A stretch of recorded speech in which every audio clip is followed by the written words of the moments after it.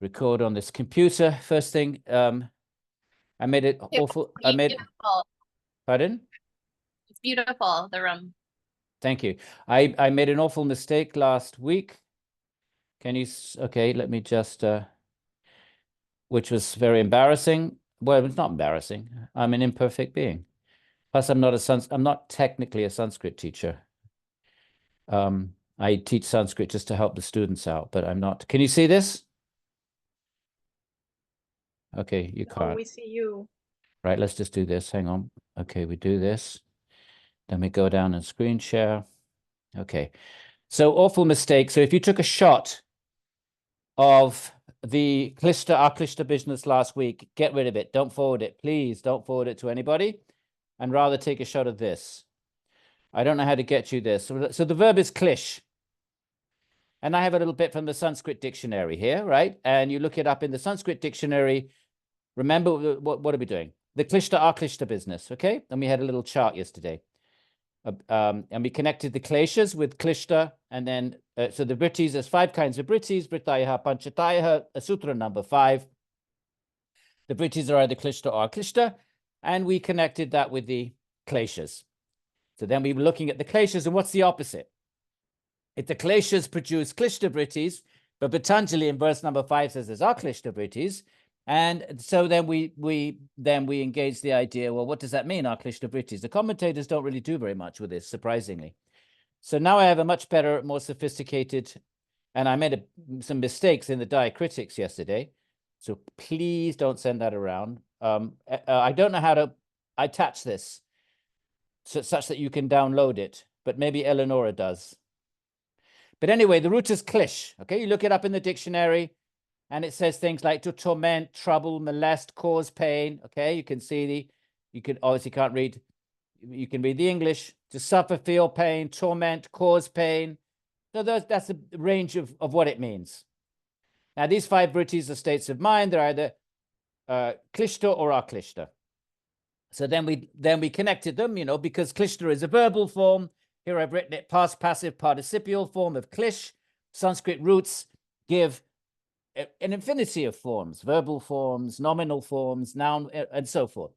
Maybe not an infinity, but a very large number. So what is klishta vis-a-vis the root verb? Okay, root verb is klish up here, klish. And from that, you get all kinds of verbal and nominal derivations. So klishta is a past passive participial form. So that means, like in English, it would be things like dead. So to die is the verb, and dead is past. It's passive because you're dead, and it's past, and it's a participial form. You can't just say dead. A participial means it's an adjective, a verbal adjective. You can't say dead. You have to say something's dead. You can't just throw out the word dead, then it's an incomplete sentence, right? So that's a past passive participle, participial or participial, that means adjectival. The opposite is aklishta, right? So the klishtas come from the kleshas, and the aklishta is the opposite. You could say aklesha. It's just not nothing wrong with saying aklesha. Grammatically wrong with it. It's just not a word you find. So if the first is avidya, well, that's the klishta vritti that we think we're body mind, and we don't, remember Patanjali says to confuse the eternal, blissful, pure Atman with a non-Atman, which is not eternal, not blissful, not pure. But what's the opposite of avidya? Well, vidya, you take the off. It's also known as jnana. And when we get to the 8 limbs, it's going to be known as viveka. And even before, we're going to get the word viveka. So that's the opposite. So therefore, vrittis, the content of which is vidya, knowledge, I'm Atman, the goal of life is to seek Atman. Let me read Patanjali and learn about meditation. Let me read the Gita, learn how to be in the world. Those kinds of vrittis are aklishta. Now, we know that all vrittis have to be nirodhad in the Patanjalian system, not in karma yoga, but in Patanjalian system. But still, to get there, we have to change the nature of the mind from klishta to at least change it to aklishta. And then we can think about going beyond that even further. So these are all more or less synonyms. Vidya, jnana. Viveka is a slightly more higher level, perhaps. Now, here I made the mistake. I said brahmosmi. last week. Wrong, wrong. Brahman is a neuter noun. So it does not become Brahmaha. I must have been having a senior moment or just, I don't know. So therefore it's Brahma Asmi. Asmi means I am in Sanskrit, it's the first person singular of the root to be, us. You would say Asmi, he is, Asti, you are, Asi. So I am, and Ta is the state. So Asmita is the state of I amness. Now, the Klishta one is, remember Patanjali, Drigdarshana Shaktayor Ekata Iva, to think that the seer and the instruments of sight are the same. The seer is the consciousness, but the instruments of sight is the body and mind. They're instruments. They're not the real self. But to think they're the same thing, to think I am my body and my mind, well, that's Klishta. That's the wrong I am. That's the false ego. Well, what's the right ego then? Well, you see it in Asmita Samadhi, the same word. Obviously, Samadhi state cannot be Klishta. So it's Aklishta, but that's very, very high. And that is when the mind is reflecting the Purusha consciousness back to itself. It's kind of like looking in a mirror. It's still mediated by the mind. It's not Svarupa. It's not situated in its own nature. The reflection is situated in the chitta, but it's a very high state. And once you're at that state, Krishna says in the Gita, you experience this amazing happiness, not the happiness of the Atman, not the Satchidananda Vedanta, not that one, but it's the sukha of the mind. It's the sukha of sattva. Asmita Samadhi. But so that's one opposite of Asmita. Another one might be to say, well, what if I'm not the body and mind, what am I then? Brahmasmi. So that's where I had the typo yesterday. I had Brahmo Smi. Please erase that. Get rid of it. But you can say Daso Smi in Bhakti. I am the servant. Das is a servant. So here it's a masculine noun. Then it becomes Dasaha, becomes Daso, and the gets dropped. But I had the same thing last week. Brahmo Smi. No, wrong. So here's the corrected version. And you can photograph it or maybe, I don't know if there's a way of uploading it. Right, so these are the Aklishta Asmi. What's Raga? That's Klishta. That should be number 3 there. What happened to the number 3? Oh, it should be number 3. I've run out of numbers halfway. There we are. Now, what's the opposite of Raga? Well, without Raga. Vairaga. You wouldn't say araga. You could. Araga. You could, but it's not very common. But much more common is this word vai without ragya. Don't worry about the ya. So the opposite, the klishta is raga, and the aklishta is vairagya. But there is also aklishta desires. You don't have to be without all desires. You have to be without desires for body, mind, seeking happiness through body, mind. But a good desire is mumuksha, the desire for liberation. You can see, it looks a bit like moksha, doesn't it? It's a reduplicated form of the root much. When you reduplicate a stem in Sanskrit, you reduplicate the root, it makes it an intensitive or a desiderative, like very. That's how you get the word Ganga. It's really gum, going. The Ganga is a reduplicated noun.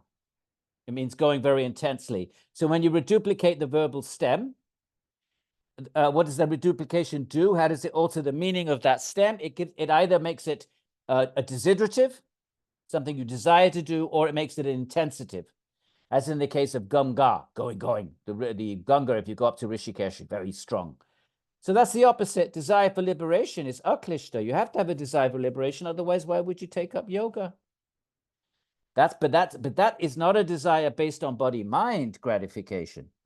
It's a desire based on Atman. So all of these have to be based on Atman. The right-hand column is Atman, right? The Vividya Jnana Viveka is that which takes you to Atman. Asmita Samadhi is the real Asmi, I'm Atman. Brahmasmi, I'm Atman. Dasosmi, I'm an Atman, but this is Bhakti now. Not only am I an Atman, but I'm the eternal devotee and lover of God. Servant means lover. If you love someone, you serve them, my friends. I know the word in English doesn't have good connotations, but in Sanskrit, you don't have that problem because you have a different word for love of God, seva. And finally, in bhakti, you also have raganuga bhakti, crazy and insane desire for Krishna, like the gopis. They went mad in their love of God. They started talking to trees. They started thinking the bee was a messenger for Krishna. They started imagining that the Krishna had walked here and there because the trees, they just sort of, it was the madness of love. Very, very high state of bhakti, the highest possible state in Krishna bhakti. It's called raga anuga, following raga. But what kind of raga is this? It's not the raga for body and mind. It's raga for Krishna. That's what bhakti is. What else is it? Desire for God. And likewise, dvesha. So what's the aklishta? Well, it's dvesha for maya, dvesha for anything that takes us away. And these are not quite so neat. Abhinivesha, the opposite is abhaya. Okay? So please use this if you are interested in this little sheet. I don't know how to get it to you. I will put it in the chat. You Okay, can add a 4 and a 5 there. Oh, I have to put a 4 and a 5. Okay, thank you. So I'm sure everyone can figure that out, but yeah, thank you for that. 4, and forgive the, I know I'm not going to bother straightening that up. 5. Okay, there we are. Okay, my friends. So now we stop share and we go to, oh, no, we don't stop share. We go to the, we have to get the Yoga Sutras up behind the screen there. Cannot minimize. Okay, let's just put this. Well, we can go down here. Oh, how about we have some stories, my friends? Just occasionally, yoga stories, because this is how Hindus learn their yoga. So the first word of this chapter, what is the first word of chapter 2? Tapaha. And we said the story. I recited the story. I'd like to read it to you because I would like for you, my secret wish is that you develop an interest in the Bhagavata Purana, which for me is it's my own canonical text, but for me, there's nothing like it. It contains everything. It's called the ripened fruit of the Vedic tree. And okay, that's a little bit, like you might say that's a sectarian sort of thing to say. Fair enough. But I genuinely, everything that you find in Vedanta and Yoga and Sankhya, all of that is there, but so much more. And it's all written in, pretty, very interesting kind of style. So the first word of what do we do if you want to start yoga is tapaha. Now the tradition says, remember the first sutra, the very, very first sutra in chapter 1, Hatha Yoga Anu Shasanam, Patanjali says is going to continue the ancient teaching. So then the question is, well, who, and the commentaries say, well, continue from where? And they speak of Hiranyagarbha. And Hiranyagarbha is Brahma, not Brahman, not the Brahman, but Brahma, the first created being. There's 2 versions of the story. But, by the way, before the story starts, just look at this. When I say this text is, the Bhagavata is full of jnana, look at this. O king, says Shuka, no actual connection can exist between the objects of the world and the conscious transcendent soul. They're 2 completely different things. Western philosophers call it the Cartesian problem, but it's not a problem for reasons we won't get into. It is only because of Maya cast over the soul that this appears to occur. It appears that we're connected to this world. This is just like one who sees objects in a dream. There's no actual connection between the objects and the dreamer in a dream. You're connected with the samskaras, maybe. So this is full of jnana. Don't think these stories they're always interspersed with this and bhakti, but jnana and bhakti. The Atman appears to have many forms, right? We think we're male, female, dog, cat, by dint of Maya, this divine power of illusion, assuming many forms. Enjoying itself in the gunas of Maya, it thinks, I am, that's your asmita, klishta, and this belongs to me. Aham, mama, iti is actually the Sanskrit. Aham, mama, iti, it's common phraseology for asmita, I am. So if I am, aham, then mama, this belongs to me. Aham, mama, iti, this is how we think. when we are under the state of asmita. Aham, I am this, whoever I think I am. Mama, these things belong to me. When, on the other hand, its illusion is dissipated, right? Get rid of avidya, right? What happens then? And the soul revels in its own magnificence. That's just Svarupa Vastanam. The Bhagavatam is going to be, it's not a sutra. It's not limited in its verbiage. The average length of a sutra is 6 words. The commitment of the sutra writer is minimalism. You have to say as much as you possibly can in the fewest possible words. That's what it means to write a sutra. But the Puranas don't have that problem. So they can be poetic and much more elaborate. So this is the Bhagavata chapter 2. That its own magnificence is transcendent to time and Maya. But when it realizes its own magnificence, it's then able to renounce both time and Maya and exists in its own autonomy. What's that other than Svarupa Vastanam? Right, now we get to the story, but I just wanted to show you, we have these stories, but don't think that this at the expense of jnana. So I invite you, my friends, to, explore this wonderful text, the Bhagavata Purana. Okay, what story are we interested in? Right, Brahma with a long A. We mentioned how he's the first of the celestial gods last class. From the previous cycle, the being with the best karma becomes Brahma. He's the foremost teacher of the world. That's why Patanjali said, because he's the first being. So he teaches, and he makes the forms of the living entities. So that's why Patanjali says Anushasanam. The tradition picks up on that. Who was the first yogi? Teacher, fine, but also the first yogi. How so? Let's read the story. There's 2 of them. This is a short one. He sat on his seat, which of course the other story tells us, the seat is on top of the lotus. With a desire to create, because that's his dharma. He has this dharma to create the forms of the universe. And he reflected on how he might do so. So this story is a little bit more connected with creation rather than meditative practice. But we'll go to the other story. But he couldn't figure out the necessary means for creating the manifest world, universe. Because to do anything, we need to get instructions from the outside. You have to have the samskaras to do something. The samskaras come from the outside. How, especially if you're creating something.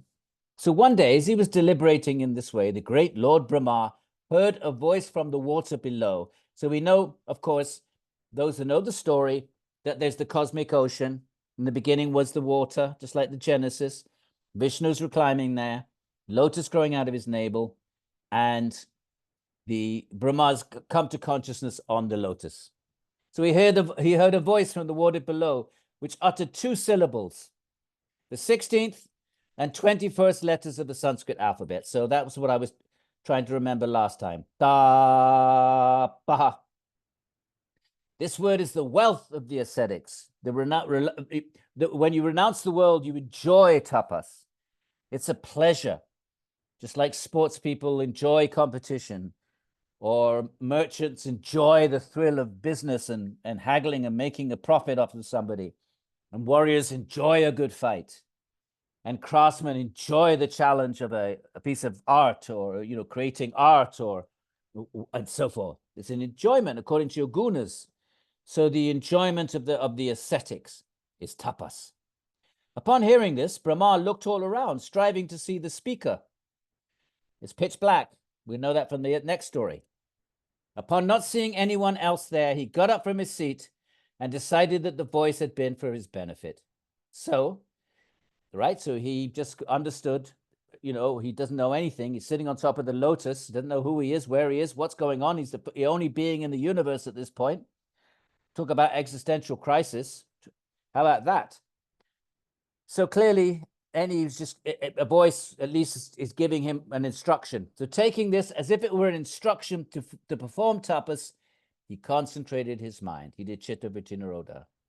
So he's the first yogi. So Brahma's intuition was correct over here. With his breath and mind under control, that's your pranayama, and dhyana and dharana, with both sets of senses restrained, okay, both sets of senses. So that's the karmindriyas, jnanindriyas. That's pratyahara.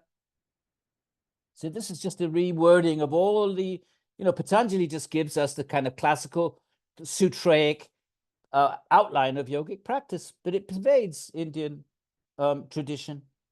It's just another version of it. He performed tapas. What's a tapas? Well, you fix your mind. That's a tapas.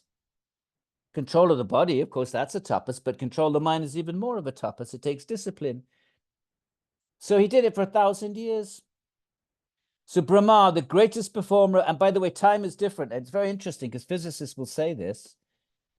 Time is different in different regions of the, of the universe. It's one of the principal laws of Einsteinian laws. Principle of relativity. Correct me if I'm wrong. So Brahma's 1,000 years here is not 1,000 years of Brahma. Right? We know this. If you go in a spaceship and you go, I don't know, speed of light or whatever, and you come back, time will have changed here in a different sort of way. So it's interesting that they knew this in the Puranas. How would they know it? They didn't have spaceships. They didn't have advanced instrumentation. So 1,000 years here, and there's a story that illustrates that. One time Brahma steals the cows from Krishna, and he goes off for one instant. He wants to, kind of test Krishna's cow herding, and he steals all the cows and cow herding boys, and he puts them to sleep in a cave. And he comes back in one instant. A year has gone by in this realm, and in that year, Krishna manifested himself into every cow and cow herd boy, so nobody knew they were missing.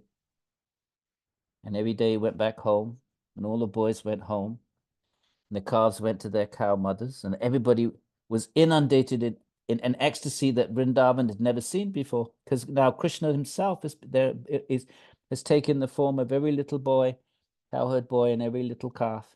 The mothers didn't know that it wasn't their real sons, and they couldn't understand why they were just blissing out, nursing their children and feeding them, and their hair was just standing on end in ecstasy. It's because the Supreme Bhagavan was their child for a whole year. But the point is, Brahma had popped off for an instant, came back, a year had gone. So worshipped in this manner, Bhagavan revealed his personal abode to Brahma. Okay? It's called Vaikuntha. It's the kingdom of God. There is nothing higher that exists. It is free of all suffering, illusion, and fear. Rajas and tamas do not prevail there, nor sattva, tinged by either. It's pure. It's all made of pure consciousness, a realm with beings. And that's the goal of the bhaktas. If you say, well, what happens when you're liberated in bhakti? We know what happens if you get liberation through Patanjali. You attain your own svarupa. But what about those who don't want their svarupa, their own experience of, eternity simply absorbed in their own nature, but they want to have a love of God? What happens to them? Well, they go to this realm of Vaikuntha, infinity of realms. And there, God takes whatever form the devotee wants to love him through. You're a Krishna Bhakta, he would be Krishna. You're a Shiva Bhakta, he would be Shiva. You're Devi Bhakta, Devi has her realm, right? So time has no sway there, no Maya, what to speak of anything else. And then it goes on describing the inhabitants of that realm, all made of pure consciousness. Look, you can become one of these. Those attendants of brilliant dark hues and lotus petal eyes, they wear yellowish garments and have extremely attractive and beautiful forms. See, they're spiritual forms. But that's a topic for another day, my friends. Now we go to the second version of the story of Brahma, okay? It's relevant to what we're doing because he's the first yogi, because Patanjali says Anushasanam. So I'm just taking the opportunity to share with you my most favorite activity in existence, which is to read the Bhagavatam. So, okay. So, there we are.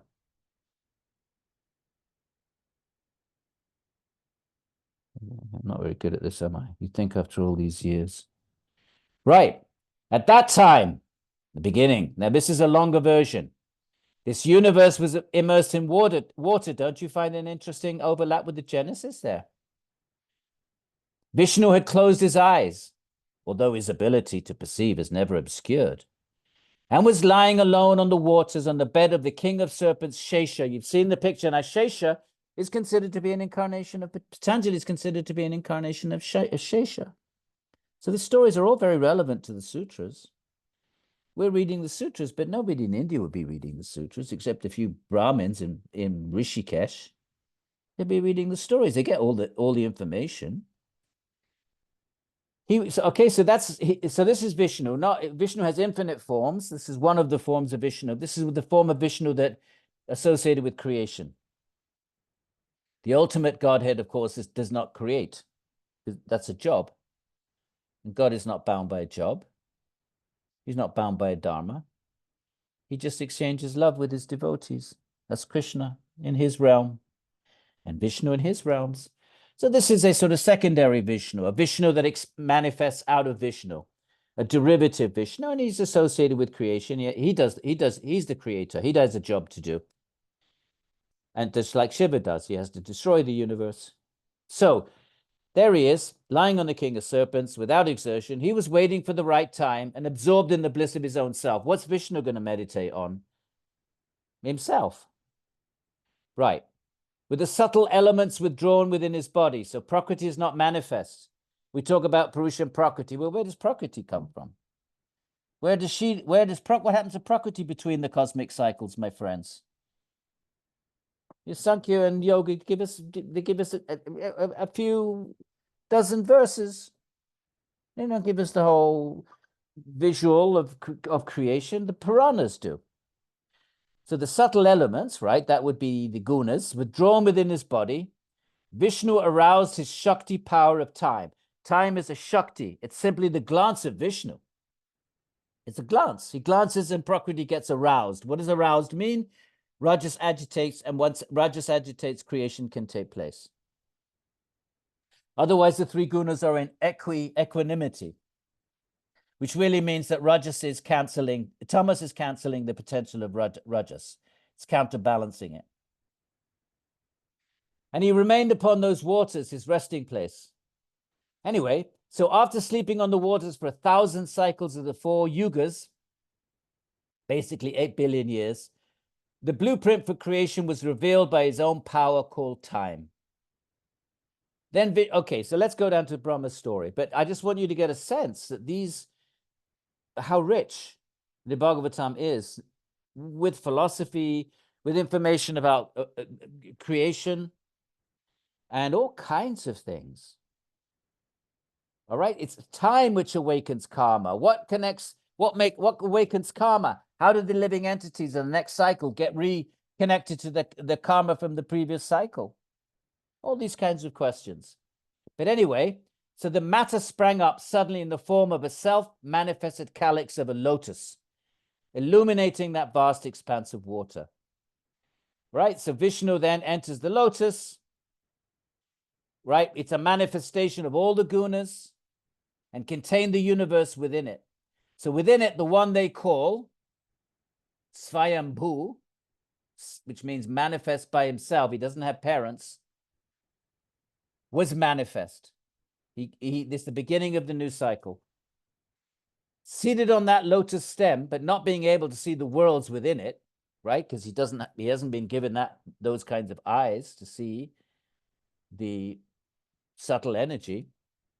Brahma moved his neck around in space with strained eyes. As a result of this, he obtained 4 heads, one for each of the directions. So that's how you know who Brahma is. He has his 4 heads. The lotus was surrounded by the waters, buffeted by waves, agitated by the winds, which bring about the end of the cosmic cycle. So the end of the creation, there's these catastrophic winds that cause the matter to kind of devolve into its subtler and then subtler still ingredients and return to the gunas. So they're winds. Right. Mounted upon it, that first among the celestials, Brahma, could not understand the nature of the worlds, nor even his own self. Can you imagine coming into consciousness? Waking up in the morning, because that's what he's doing. He's waking up after a cosmic cycle. Who am I? He says. This person situated on the top of the lotus. And from where has the solitary lotus and the water come? There must be something existing here beneath it, upon which it is resting. Right? He's trying to figure out what the heck is going on. Where am I? Who am I? What's all this about? So deliberating in this way, the unborn Brahma entered the waters through the fibers in the stalk of the lotus. So he goes into the lotus and down into the waters. But you can't, remember last class, you can't get to God by your own climbing. We mentioned Nebuchadnezzar, you may recall, in his stairway in the Old Testament. Same moral. Then he went down the rough lotus stalk, seeking its source, but couldn't find it. As the unborn one, Brahma, was seeking his source in the absolute darkness, there's no light. I guess, the sun hadn't been created, perhaps.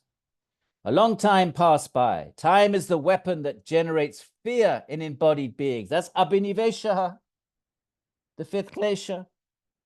What is it really? It's fear of time. What does that mean? Well, you're getting old. You fear your own demise. What is your own demise? It's a product of time. So, time is the weapon that generates fear in embodied being and wastes away their lifespans, O Vidura. Right? The story is being recounted to the sage Vidura. I'm sorry. I don't know how to get rid of that now. There we are. Okay.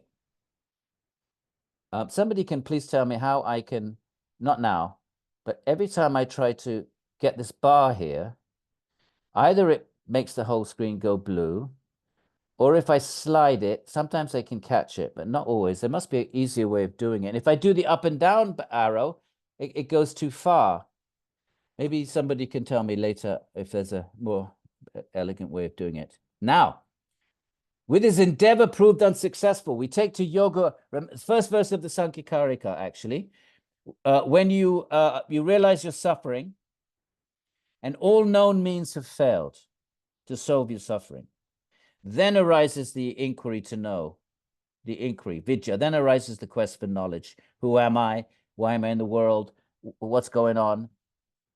So, when his endeavor proved, when our own and this is bhakti, by the way, and when we try, even our spiritual endeavors are unsuccessful. Bhakti is total surrender to Bhagavan. There's a little tiny bit of it in Patanjali, but very, very underdeveloped in the Ishvara Pranidhana.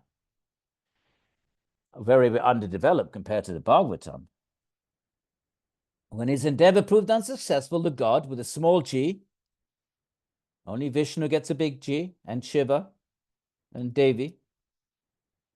The god desisted from this. He realized, by my own power, I can do nothing. I cannot understand who I am, or what the hell, what am I doing? What is existence?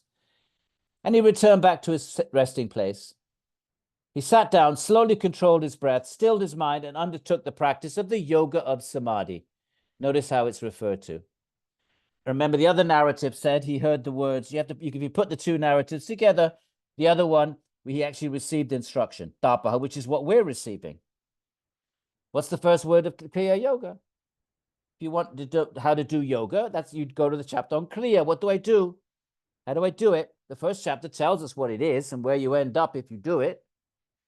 But then you say, well, what do I do? What kriyas do I do? What? And then the very first word is tapaha. Notice in the story of Brahma, the first thing, only one word, tapaha. So if you want to do yoga, my friends, that's the first step. So, after performing the practice of yoga for a period corresponding to a person's lifespan, the other text says 1,000 years. So, there's these little things that you have to try to figure out. And then the commentators will they'll usually pick up on it.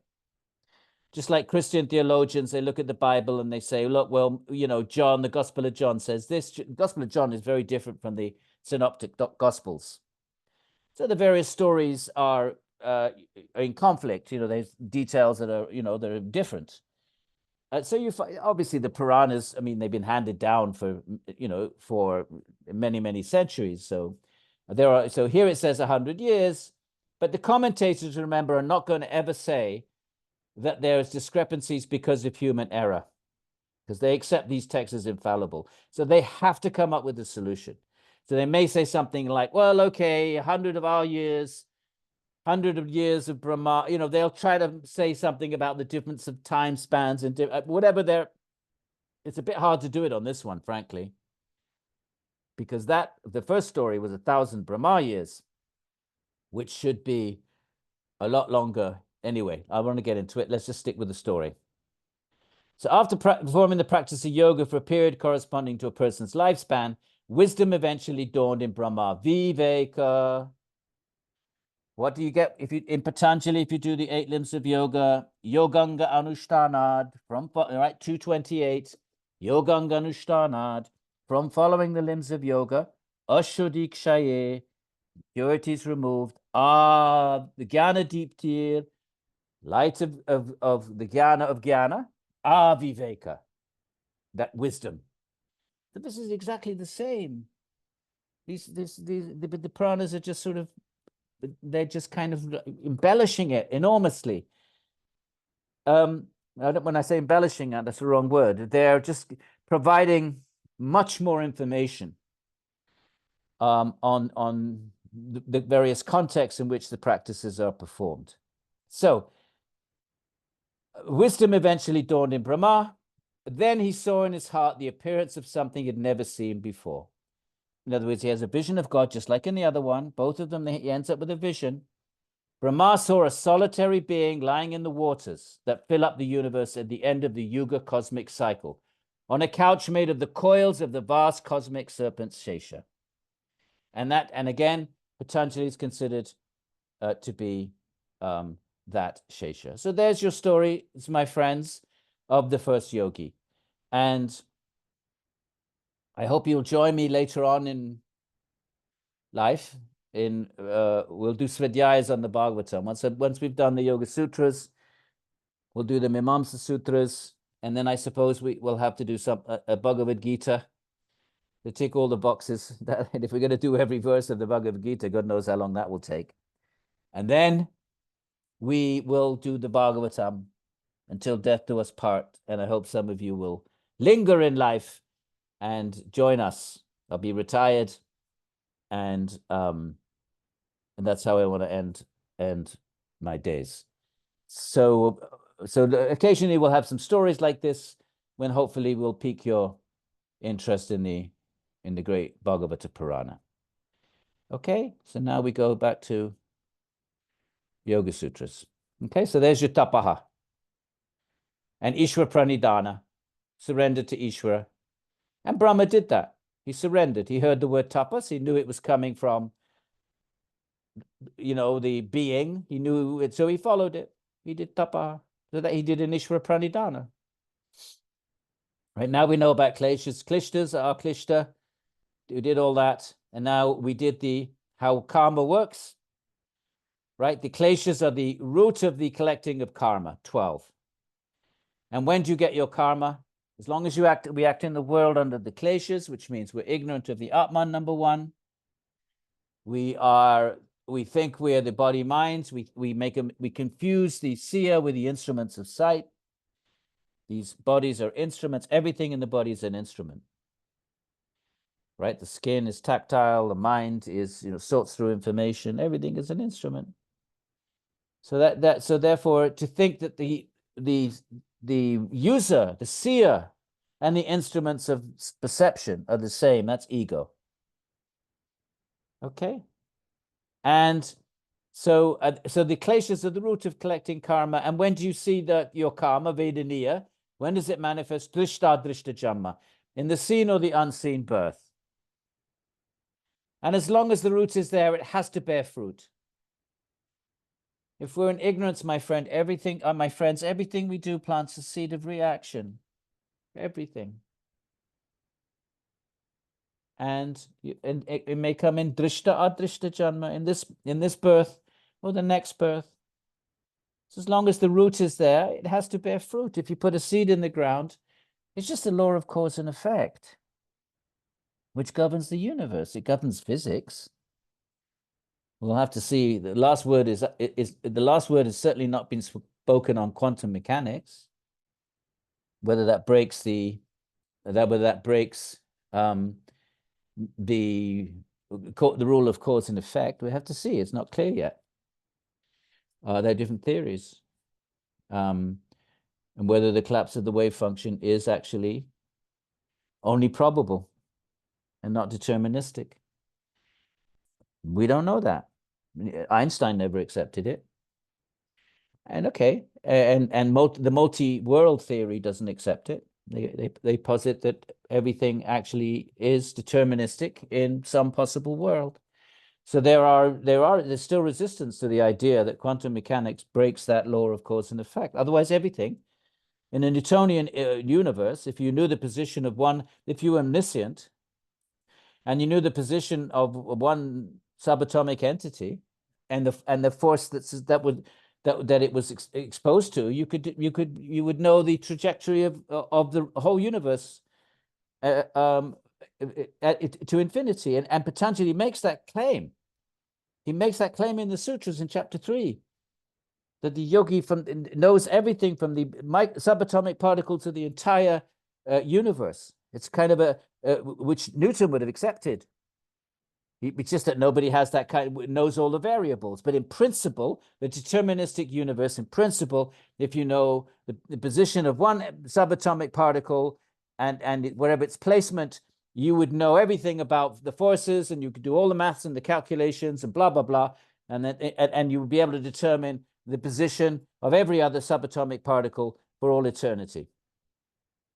So that's cause and effect. Now, that's a deterministic universe. So why would behavior be any different? Of course, the yoga tradition, okay, the whole issue of free will is problematic, and I don't want to get into that now. And there's a big debate in the philosophy of religion, determinism versus voluntarism versus compatibilism, and that's an ongoing debate. So is there room for free will? And of course, the quantum mechanics has actually provided opportunity for those who say there is free will. They appreciate the fact that quantum mechanics is not deterministic as presently understood, that it's probabilistic. So those Christian philosophers especially, I'm teaching a course right now, Science and Religion. We're looking at some of the philosophers of religion and scientists who are state-of-the-art scientists and philosophers, but they happen to be theists, and how they're dealing with evolutionary science and some of these issues that that support a materialistic a vision of the universe, that there is no need for a god, there's no such thing as a soul, there's no such thing, you don't need to introduce anything supernatural, everything can be naturalism. Is basically what we could call it, naturalism. That everything can be explained by natural materialistic causes. So, all right, let's not take a detour, but it's an interesting conversation, and it's good to see, and mostly the discussions going on between Christian philosophers and scientists and materialistic ones. So we haven't seen yet Indian thinkers contribute significantly. Of course, they have plenty to offer. It's just right now at this moment in time, the Vedantins and they're contributing on the margins, but as of yet, they're not major voices in the field of science and philosophy. They will, I'm sure, they will increasingly become that. I mean, there are a few voices. I'm not saying there's none, but mostly the conversation, the main players are Christians versus materialists so far. But we look forward to seeing more involvement from Vedanta thinkers who are scientists and philosophers, trained, which means trained properly, dharmically, in those disciplines, not dilettantes, like I'm a dilettante in science. I'm not trained in it. I'm interested in it. I keep my mouth shut, except on these swadhyayas. I probably say more than I should. But anyway, but properly trained.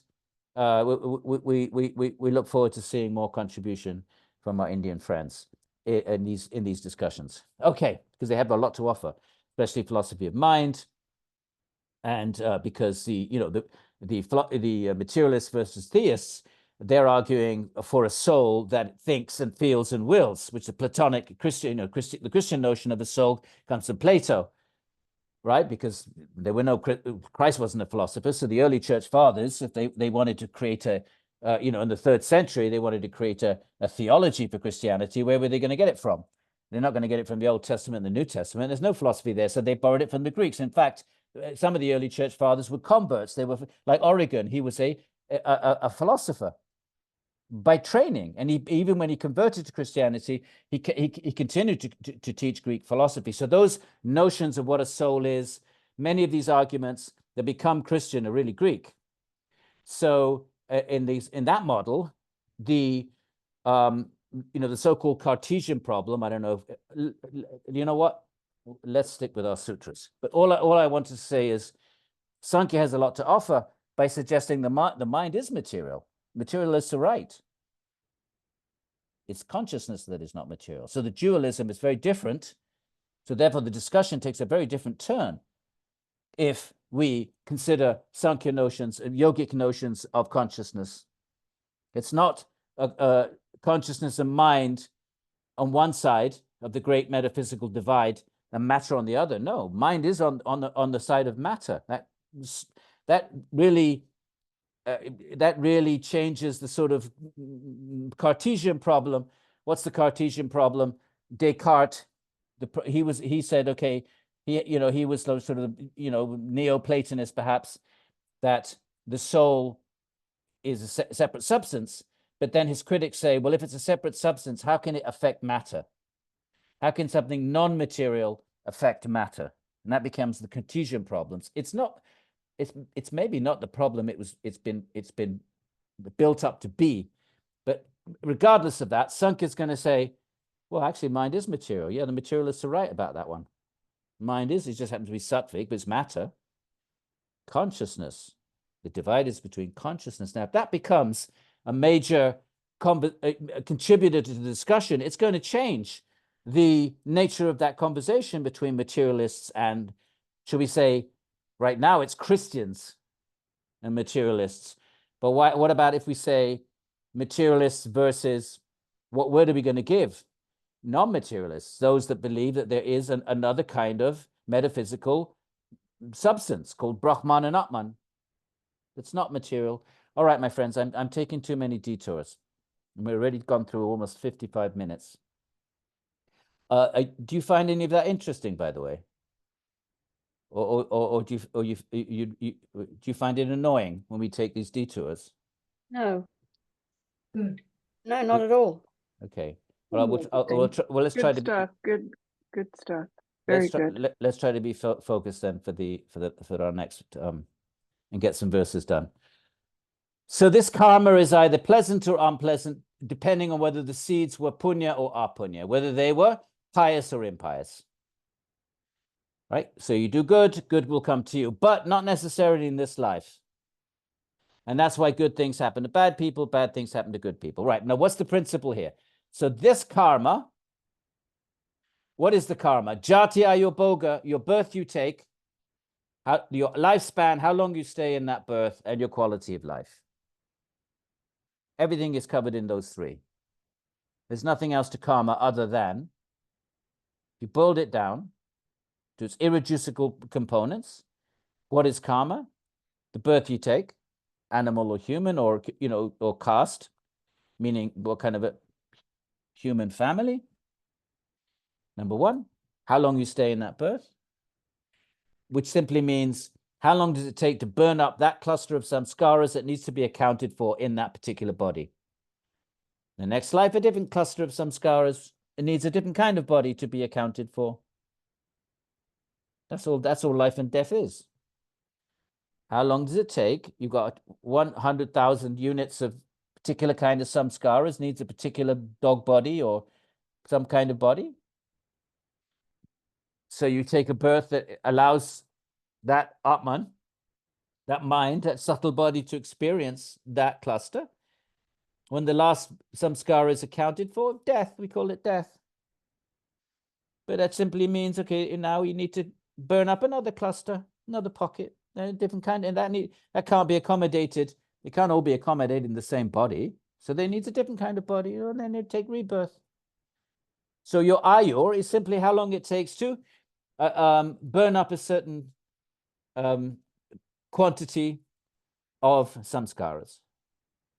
And boga, in a life, you either, you're wealthy, healthy, wealthy, or everything. Your access to resources. I like to think of it as access to resources.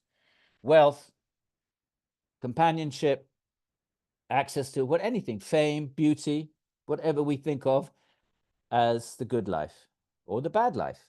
Your karma could be bad, and then you have bad. So that's your boga. But now, having said, so he's just established, if you do good, you get good karma. Now notice the next verse. Vivekana. I think this is the most important verse in the Yoga Sutras. For the Vivekana, now pay attention to the word, because we're going to have Viveka. This is the first time we meet the word Viveka. Where are we going to see it? What happens when you do the yoga? 228. Yog Anga Anushtanad. From doing the angas of yoga. Anushtana, from following them. Anu. Anu means to follow. What's the first sutra? Atha Yoga Anu Shasanam. So Anu is a prefix you can put on any verb. So from Anushtana, from following the angas of yoga, what happens? Ashuddhikshaye, there's the destruction of impurities. Jnana-dipti, light of knowledge. I don't know if Guruji gets his light of yoga from this, Guruji Iyengar. I think it's mentioned Jnana-dipti, light of yoga, Yoga-dipti. I don't know where Yoga-dipti is mentioned, but here's you have Jnana-dipti. Look at this. Here's your Viveka. Now, this is not a negation. Short without the line on top. That's a negator. If it's a and you put it in front of the noun, like klishta, aklishta, vidya, avidya, sure, that means the opposite, but this has got a line on top. It's a completely different letter, so don't confuse this with a negator, negative. Means all the way up to. So from following the limbs of yoga, ashuddhi, here's a regular shuddhi is purities, short, no, it doesn't have a line on top. So ashuddhikshaye, there is the destruction of impurities. Now what happened? That means tamas and rajas, and then what happens? Now sattva, what's sattva? Jnana-dipti, what's this light of knowledge? What if we want to translate that into the language of the gunas? Light of knowledge, that's metaphor. We don't want metaphor. What is it metaphysically, in metaphysical terms?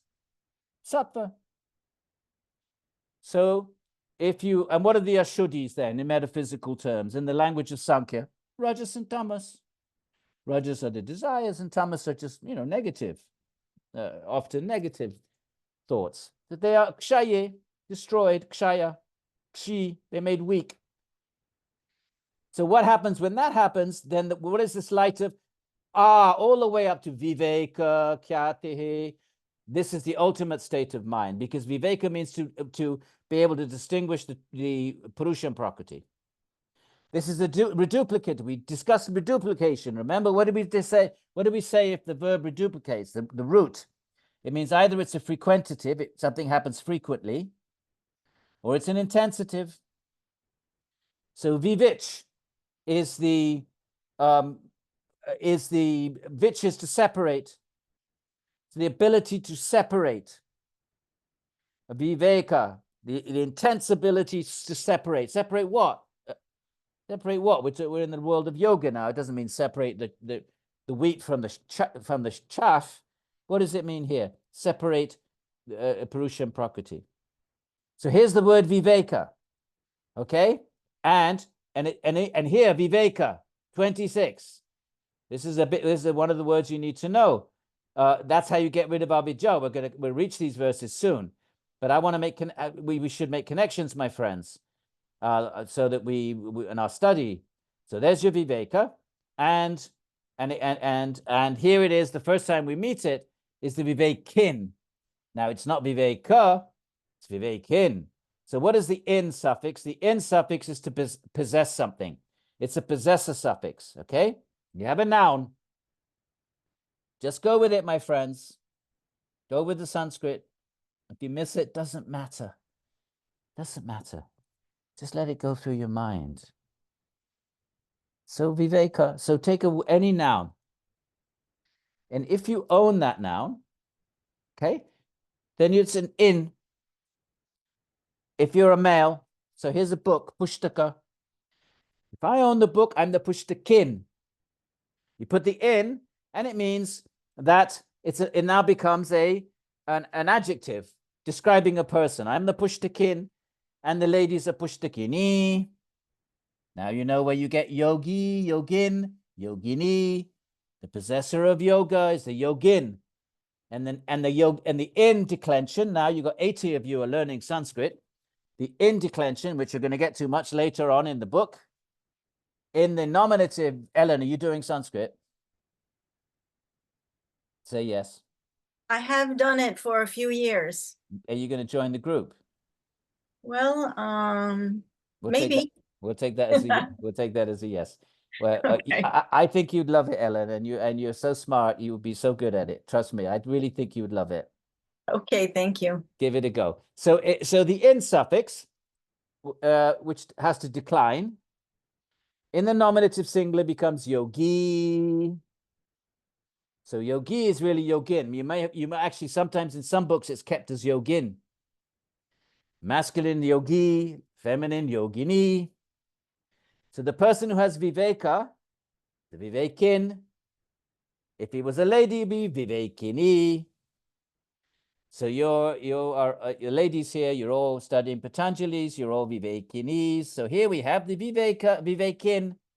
So one who is the vivekin, he thinks it's all suffering, even good karma. The previous verse says, look, verse 14, this karma, this fruit, the karma, flada is pleasurable or paritapa or distressful. Why is somebody have good karma? They're healthy, they're wealthy, they're good family, and someone in the opposite, paritapa, this is your tapa, this is your tap. Because tap actually means to burn. It's kind of an intense kind of thing. And paritapa means intense sort of distress. So these karma is joyful or distressful based on whether the hetu, the cause, the karma that comes to you is the effect. But you planted the seed. You acted. That was the cause. Well, what's your action? Punya or apunya? Here's your negative. Punya and apunyam put together. Was it pious or impious? So somebody could read this verse and say, oh, I know how to be happy now. I'll just do good karma. I'll be a good citizen. I'll be charitable. I'll be dharmic. I'll perform punya. Use this word here, punya, piety. And I'll get good birth. And that's what most people in ancient India were doing. Non-yogis. Yogis are on the margins. What would the Vedic culture? What is the Vedic culture? Do good karma. And then in your next life, you go to a celestial realm. In this life, you'll get good things. You do your Vedic rituals. Do your Vedic fire sacrifices. Perform your dharmas. Good. In this life, you'll get the good things of life, and you go to a celestial realm. But the Vivekinaha, the wise one says, Sarvam Dukkam. This is the same as the Buddha. Sarvam Dukkam. It's all suffering, even the good birth. Why? Harinama, it's temporary. Who knows the Gita? Abrahma bhuvana loka punaravartino Arjuna. Krishna says, even Brahma, we just had the story of Brahma. Krishna says in Gita, from the highest realm, Brahma's realm, to the lowest, puna avartuno. You can't stay there. You have to come back. Patanjali calls it parinama. Gita says avartino. You can't stay there. Abrahma bhuvana loka punaravartino juna. And then Krishna says, Abrahma bhuvana loka punaravartino juna. I forget the rest of it. So the wise sees the fault. What's the defect? What's the defect in good karma? You might think, well, good karma, the last verse, you might walk away thinking, well, good karma, If I get good karma, be happy. No, not if you're wise. Why? Because parinama, because you can't, because it's temporary. You did 1,000 units of good deeds. You get 1,000 units of good karma in return, but it's 1,000 units and it runs out. And then you're back then you have to come back and start all over. So this is the parinama. And tapa, not tapa. You see the line over the ta there? It's the same root, different verb. I'm sorry, same verb, verbal root, but different noun. I'm very tired, my friends. I'm sorry. Because I'm jet lagged, and also because I had to teach a 3-hour class right before this, because I'm still I'm still at school, and science and religion, that very science and religion class, and we were studying this book, Alvin Plantinga, and he's saying actually people think that science and religion are in conflict. He says no, they're not. There's no conflict between science and religion. The conflict is between materialism and religion. Theists don't have to have they don't have any problem with evolution. What they have a problem with is unguided. To say that, all right, let's not go there. So that's the book we were studying today. Anyway, I'm a little bit tired, so don't worry. I may not take questions and answers for very long today. So We couldn't parinam. see the book at all. Okay, no worries. So the wise person, dukkam eva sarvam. Go into, Eleanor, do you mind doing a quick little saver? Tell me. Go online and just put first noble truth of Buddhism in Sanskrit. Same 2 words, my friends. Dukkam sarvam. This is generic in yoga, the moksha traditions. First noble truth of Buddhism in Sanskrit. Instead of dukkam sarvam, he says sarvam dukkam. It doesn't matter. You can put the adjective before or after the noun in Sanskrit. You can't in English, you can in Sanskrit. Anything come up? Oh, well, it'll give us a yell when it comes up. So the wise thinks everything's suffering. Why? Because you can't hang on to it. So there's always the fear of death. This is abhiniveshaha, because everything's temporary. And there's tapa. Now, what is tapa with a long A? Even a celestial being experiences the 3 sufferings, the 3 tapas. What are they? Your own body, mind, physical illnesses, wounds, and the mind is anxieties and fears. That's the first of the 3 tapas. Your own your own instruments of perception, I suppose you could call it, your own body, mind. And we're afflicted by samskara. Oh, that's the first. The second is other living entities, the second suffering. Other living entities cause us suffering. It could be enemies and hostile armed forces, but it could also just be your own loved ones. In fact, they cause you the most suffering. If your parents are getting old and you see them ebbing away and there's nothing you can do. So or you see your kids doing things that cause you grief, but maybe they're adults and you can't say anything anymore. So sometimes our own loved ones give us the most. So other living entities, whether they're loved ones or hostile, mosquitoes, anything. That's the second tapa. The first is your own body, mind. Second is other living entities. And the third is the environment. So that would be weather, earthquakes, tsunamis. These are the wise see, even with the best karma, you're not free from body, mind ailments. Even the celestials, they're always getting harassed by the asuras, demoniac forces in the universe, according to, the Indian folk, the traditions. They also are aware that they're not going to be a celestial forever. So there's that little fear of death, the abhinivesha. So therefore the wise sees all this. The samskaras cause us suffering. Samskaras, desires, fears. I'm not quite sure why the samskara is here, actually, because I want to get into that. So these are dukkhas. Why does the Vivekana see everything as dukkham? Because of the dukkhas of temporality, change. You can't hang on to anything. Tapa, the threefold suffering. Samskara is the mind. And also because of the guna vritti. Here's your vritti, but the guna vritti. Viroda. The gunas are always in conflict. 1 minute you're sattvic and you feel peaceful and detached and you think, finally, I'm, making a bit of progress in my yoga. And then bam, you get slammed by rajas. And some old behavioral pattern that you thought you'd gone beyond just smacks you off your feet. And you're back where you started. So there is the guna vritti, the movement of the gunas. 1 minute you're tamasic, then you're rajasic, then you're sattvic. And it's very hard to maintain your states of even your yogic. You're trying to be a good yogi and you're struggling to resist the vrittis. The rajas wants to rise up and reclaim its territory. You're trying to replace it with sattva. And rajas is not going to give up so easily. So the guna vritti. So because of these kinds of things, the Vivekana has no interest in making good karma, like the Vedic citizens. Because he sees, even if I get the best of karma, how's that solve my ultimate existential dilemma? Okay?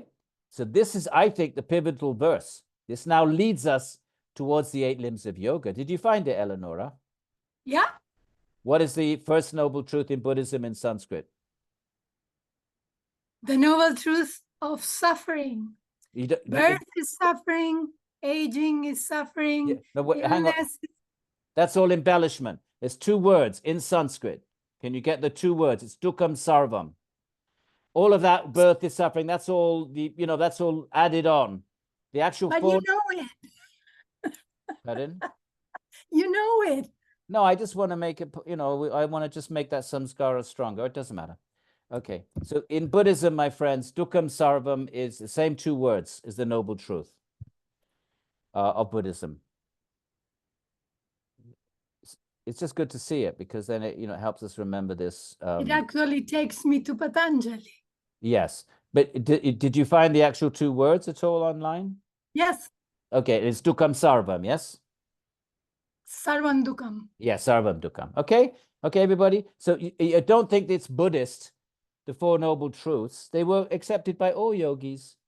It's just the Buddha, later Buddhism enshrines them, that when the Buddha came out of a meditation after his enlightenment experience, so first he has a period of hedonism as a prince, orgies, and, his father didn't want him to, there was a prophecy that he was going to become a world conqueror. And his father didn't know what he wanted him to be, a world conqueror militarily. But he didn't know if the Chakravartin meant militarily or as a great spiritual teacher. And the father didn't want him to become a great spiritual teacher, built him these 3 palaces, one for the winter, one for the summer, one for the spring, and never let him ever witness death or old age or disease. So he created this kind of alternative reality. Anyway, to cut a long story short, the Buddha escapes. He realizes, the gods take the various shapes of an old person, a diseased person. Anyway, eventually goes through the forest. So from intense hedonism, and then intense asceticism, he became so emaciated that his teeth fell out. He had just bones. He scratched his stomach and his fingers hit his backbone. There was so little meat, and so on. And that's where the middle path comes from, because he went from one extreme to the other, and then he sat under the Bodhi tree. Famous story. Before what? And he came out and he preached his first. He gave what's called the Deer Park sermon, and that's where he shared the 4 noble truths. And Buddhist, scholars, they disagree about, how much was it, just like Christians, how much of it really goes to Christ, how much was later, right? The gospel 70 years later. So they had the Jesus Project to try to figure out which statements in the testaments are most likely to go back to Jesus, and they have their color coding thing, pink, red, and whatever. Some Buddhist scholars got 400 years, a much bigger problem. They try to figure out, well, what is probably goes back to the actual historical Buddha, and it's pretty, you know, last time I checked, it was unanimous, the Four Noble Truths in the very first sermon. And the first of those Four Noble Truths is 2 words, sarvam dukkam. All right, I just wanted to make that connection to strengthen this. Okay, so the Vivekananda thinks it's all suffering. Well, where do we go from this then? Did we give up? If everything's suffering? No, but then Patanjali quickly says, heyam dukkham anagatam, but you can avoid future suffering. The dukkham that is agatam. Agatam is to come, not come. You can avoid the future suffering that hasn't come yet. But then you may say, how? He's just told us everything is suffering. So the everything means past and present and future. How am I going to avoid future suffering? And Patanjali says, you have to know the cause of suffering. What is the hetu of the heya, that which is to be avoided, suffering? He uses the term suffering, and then after that he refers to it as that which is to be avoided, because we all want to, all sane beings want to avoid suffering. Everybody wants to avoid suffering. So to avoid it, you have to know the hetu, the cause. Well, so what's the cause of suffering then? Without knowing the cause, how are you going to be free of it? It's just like if you have a disease, you have to know the cause of the disease. Otherwise, all your attempts at remedy will fail. So what's the cause of this constant state of suffering that these traditions say we're all in, my friend? I don't know if you feel this is pessimistic. All the moksha traditions say we are all suffering. And if that sounds pessimistic, then think about it. And I think for many of us, it's empowering. Because we actually, many of us in our, when we're honest, we realize I'm frustrated, we realize I'm not the person I want to be. We realize there's something missing in our hearts. We may not admit that to anybody else because we don't want to appear to be losers. If we do start admitting it, then people don't want to hear it. Well, they send us to a doctor to take antidepressants. But actually, to understand everything is suffering. You see the difference between a Vidya and Avidya society or community? In a Vidya community, if you say everything is suffering, they'll say, well done, Vivekanaha. You received your first expression of wisdom. Don't stop there. You've got to take that realization into the path of yoga. You can't just wallow about whining. But to realize I'm suffering is considered the verse we just saw it, Vivekanaha. One who has Viveka says everything's suffering. That's a Vidya community. Our Vidya community, if you say everything's suffering, they give you antidepressants. They're not going to recognize that. They're certainly not going to recognize as wisdom. Because our Vidya society is your body-mind. Okay, you're depressed, well, go make friends. Go do something. Go join a book club. Go jogging. They'll try to give you some material suggestions, and if that fails, they'll give you medication. So if you're experiencing depression and suffering, pat yourself on the back. Except now you've got to take that viveka that I'm suffering and place it on the yogic path, invest it in the yogic journey.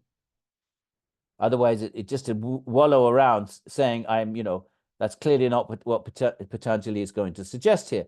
So what is the cause of suffering? The drashtra drishayaho samyoga. Please note these 3 words. The next a few verses are going to be playing around with these words. The samyoga, the coming together of the seer and the seen. We should know what that means by now. The seer is Purusha, Atman, consciousness. And the seen is not only the world out there, but also the instruments through which we see the world, meaning the body-mind. Because they're also seen by consciousness. The mind seems to be the seer, and sometimes it's, but in the deep level sort of way, The mind is also external to consciousness. So in that sense, it's seen by consciousness. What is the cause of suffering? It's embodiment itself, my friends.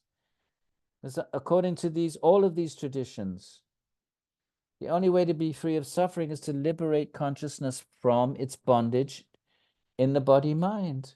This is yoga. This is Buddhism. This is Jainism. This is Vedanta. This is Sankhya. Take it or leave it. But at least know they all agree on this. They agree that desire, they agree on this, that you're suffering. If you're not suffering, why would you take a path of yoga? Unless it's some superficial, to keep trim sort of yoga. That's not yoga. That's not, yoga is chitta vritti nirodha. Okay, so if you're aware of suffering, and especially if you're aware of it relentlessly, you can't shake it off. That's your friend. That's viveka. In that Patanjali just said. But what do you do with that viveka? You don't just sit and wallow. You use that viveka to say, okay, I'm looking in the wrong places. My understanding of myself, my asmita is wrong. My mind is klishta. And you make everything aklishta then. We know what that means. You cultivate vidya.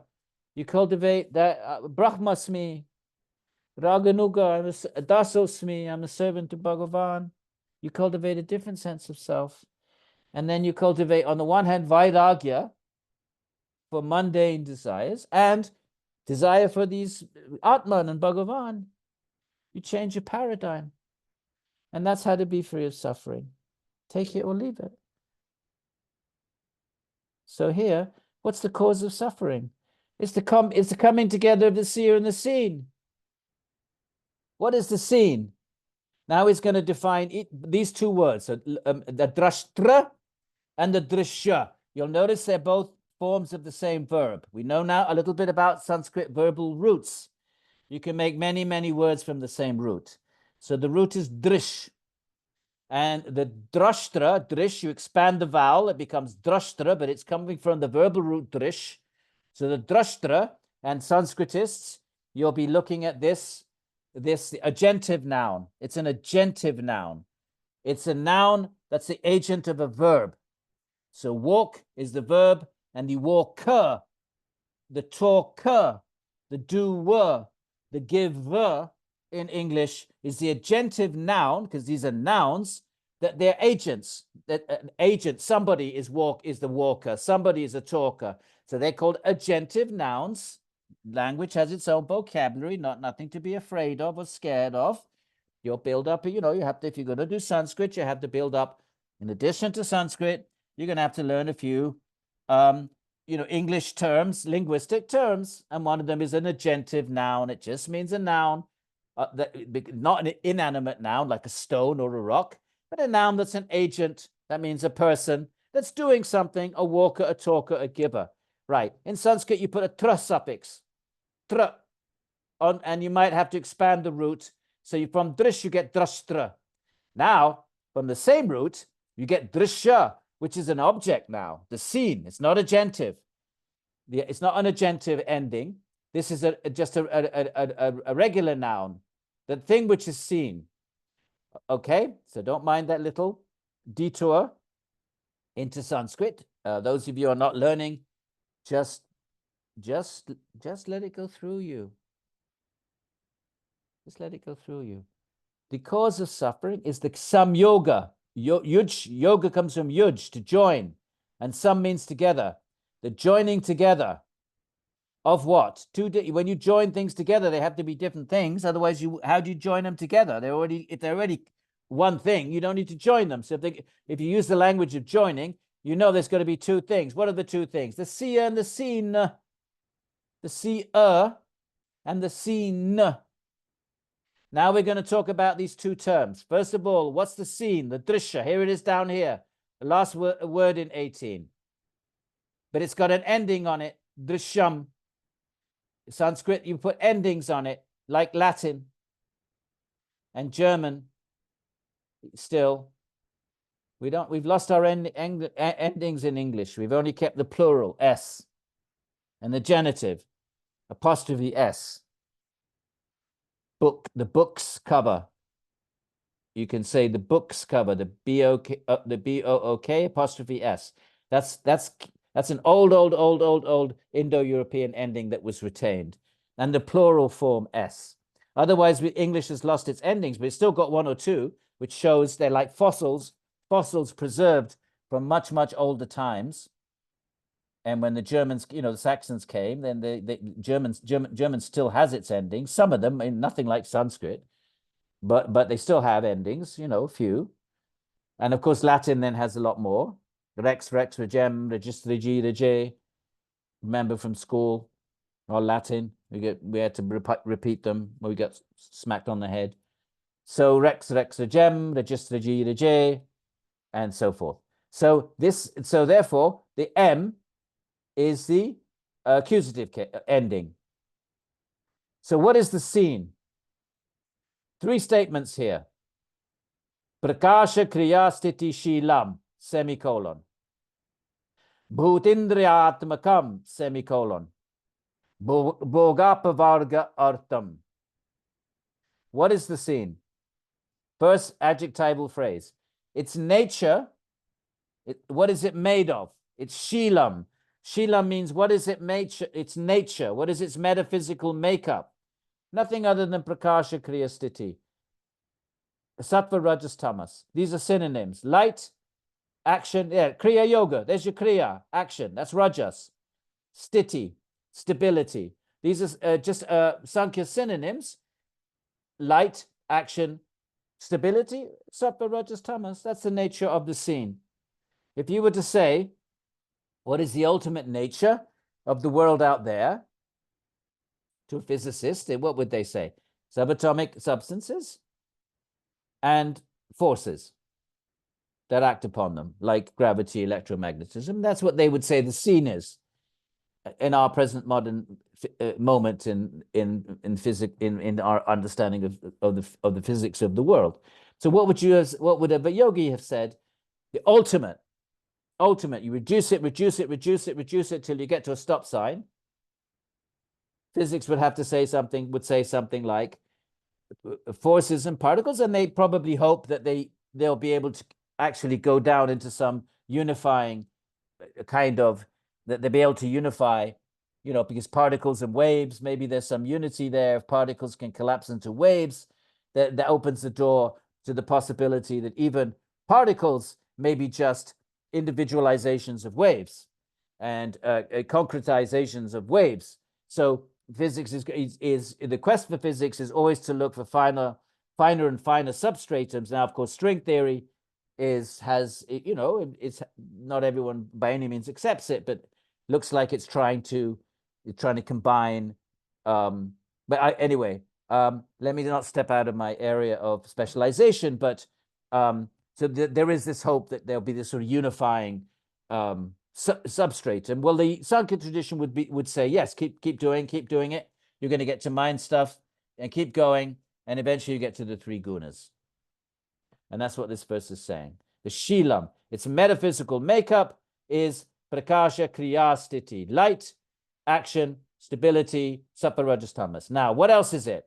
You can think of the scene as everything is ultimately the 3 gunas. Okay, how else can you think of it? Well, you can think of it as the sense objects and the bhuta and the indriyas. You can think of it as the senses and the sense objects. This is an epistemological way of thinking about it. Right? The sense objects means the world out there. How do we know there's a world out there? Because we have senses. And then we extend them through instruments like Hubble bubble and microscopes, but they're extensions of the senses. So you can say the world out there, another way of framing it, is the sense objects, and well, you'd have to have senses to see the sense objects. So we have our senses. They're also the scene. They're also prakriti. So our eyes are made of prakriti. Our minds are made of prakriti. That's another way of seeing the scene. I'm thinking of the scene. Sense objects and the senses. So you can think of it metaphysically, the three gunas, semicolon. Or you can think of it as the sense objects and the instruments of perception, the senses themselves and the mind. Both different ways of framing it. Now, what's this artam? What's the purpose of Prakriti? Bhoga apavarga. You want to try to enjoy? Bhoga. Good luck. It gives the opportunity of bhoga, of enjoyment. Where do we see bhoga? We saw bhoga in the verse on karma. What is your karma? Let's make our connections, my friends. Here. What is your karma? Jati ayur bhoga. Jati is your birth. Ayur is how long you stay in it. And bhoga is your ability, your access to enjoyment. The means of enjoyment. Bhoga is the means of enjoyment. Wealth, health, good looks, your attractive partner, and so on and so forth. That's your bhoga. And here we have it again. What's the purpose? What's the artam? What's the purpose? Where do we have artam? Let's make another connection. Let's make another connection with the word artam. What was verse 2 of chapter 2? Here. Well, why are we doing this Kriya Yoga?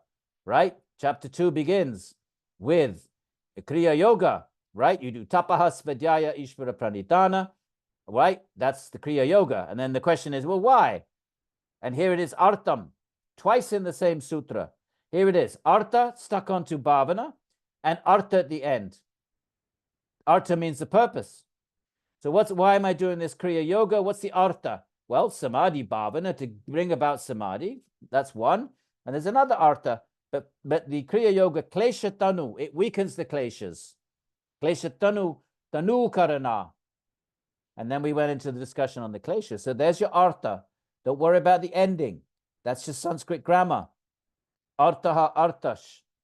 Now we have that same artha, my friends. So we make these connections, and they just enlighten, just help us to feel, we're doing some real study here, and we get a little, when when you realize the connection between a word, you get some satisfaction. You're studying.